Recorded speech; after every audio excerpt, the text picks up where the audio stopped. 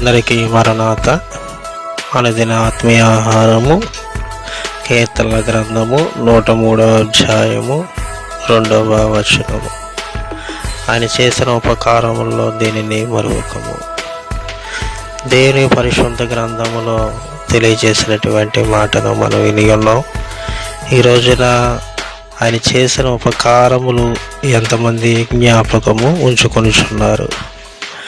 ఆయన ఎన్నో ఉపకారములు చేయుచున్నారు మన జీవితంలో.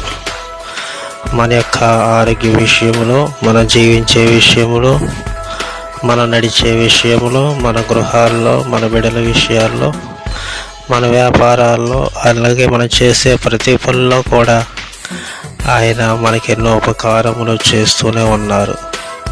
ఈ రోజున ఎంతమంది ఆయన చేసిన ఉపకారములు జ్ఞాపకం ఉంచుకొనిచున్నారు?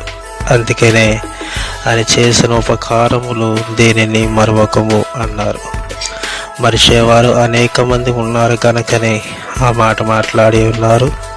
అందుకనే ఎవరునో కూడా ఆయన చేసిన ఉపకారములు మరవకూడదు. అటు రీతిగా ఉన్నప్పుడు దేవుడు ఇంకనో గొప్ప బహుమానం ఇచ్చి ఆయన ఉపకారములు ఎన్నో చేసే దేవుడై ఉన్నారు. అటు రీతిగా దేవుడు సహాయం చేసి నడిపించునుగాక. ఆమేన్.